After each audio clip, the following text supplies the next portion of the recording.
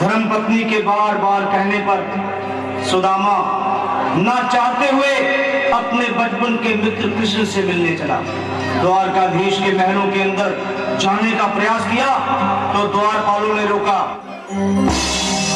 अरे ब्राह्मण, किधर को जा रहे हो?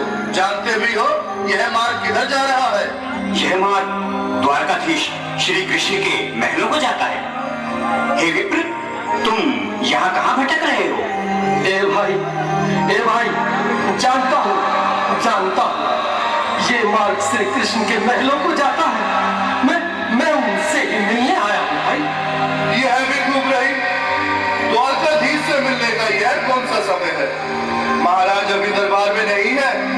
अरे पंडित जी, श्री कृष्ण अपने महल के शयन कक्ष में आराम कर रहे हैं।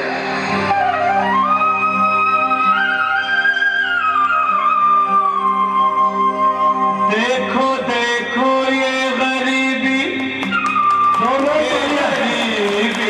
का हाल, कृष्ण के दर पे विश्वास लेके आया हूँ।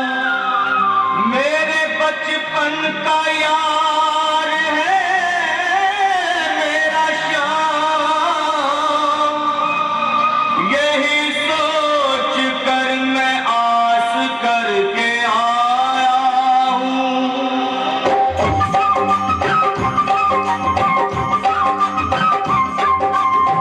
अरे द्वारपालो, कन्हैया से कह दो, अरे द्वारपालो, कन्हैया से कह दो कि दर पे सुदामा गरीब आ गया है।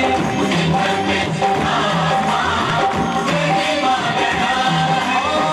भटकते भटकते न जाने कहाँ से, भटकते भटकते न जाने कहाँ से तुम्हारे महल के करीब आ गया है।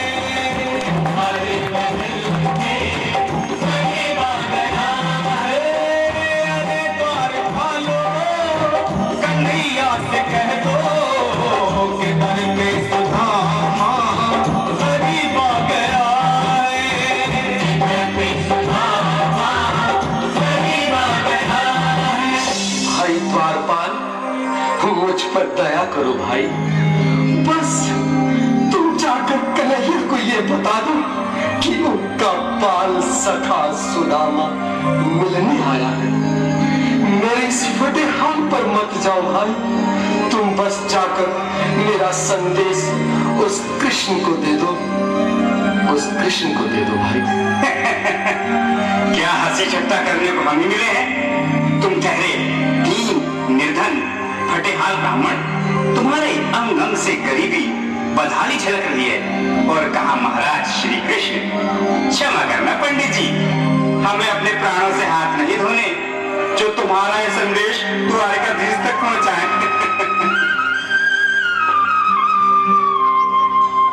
न सर पे है पगड़ी, न तन पे है जामा, बता दो कन्हैया को नाम है सुदामा। बता दो कन्हैया को नाम है सुदामा। बता दो कन्हैया को नाम है सुदामा। न सर पे है पगड़ी,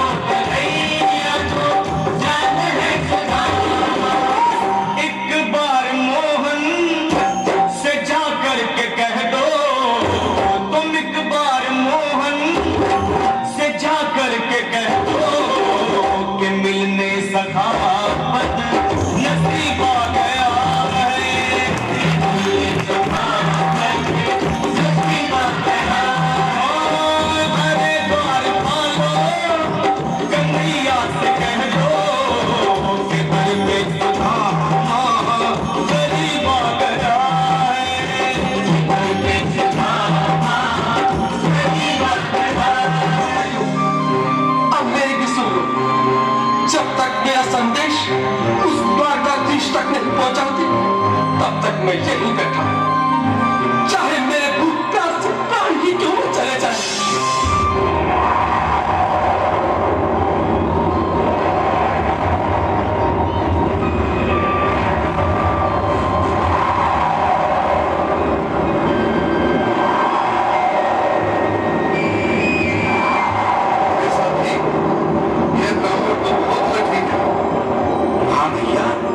सुबह से शाम होने को है पर ये यहाँ से जाने का नाम ही नहीं ले रहा।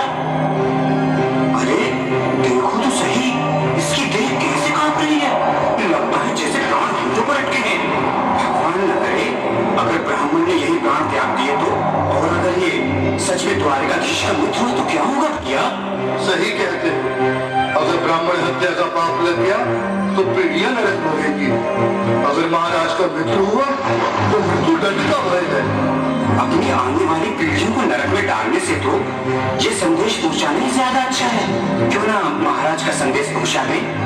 ऐसे करो, तुम जाओ भैया। तुम जाओ भैया, तुम उम्र में बड़े ठहरे, मेरी बात को समझो, तुम ही जाओ। देखो भाई, मैं ठहरा बाल बच्चेदार परिवार वाला, मेरे बूढ़े माँ बाप हैं, तुम ठहरे कुंवारे अकेले।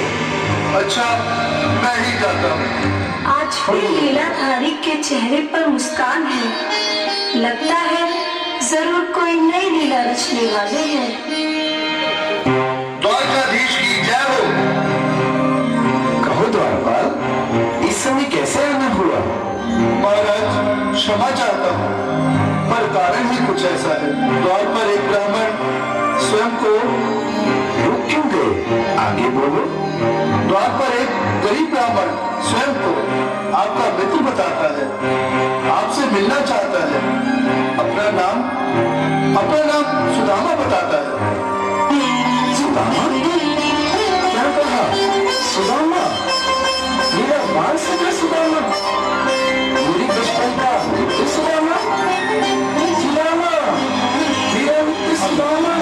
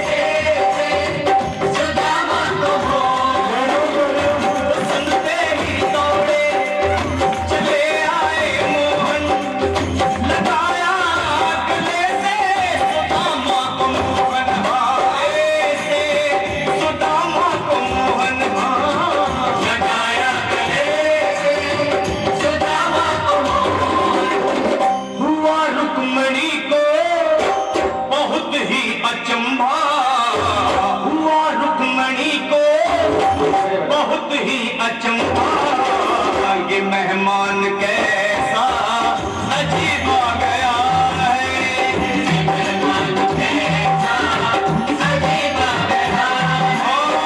हुआ रुक्मणी को बहुत ही अचंभा, ये मेहमान कैसा अजीब आ गया है, मेहमान कैसा अजीब आ गया है। आओ सुदामा, आओ, चले आओ, इस महल को अपना ही समझो।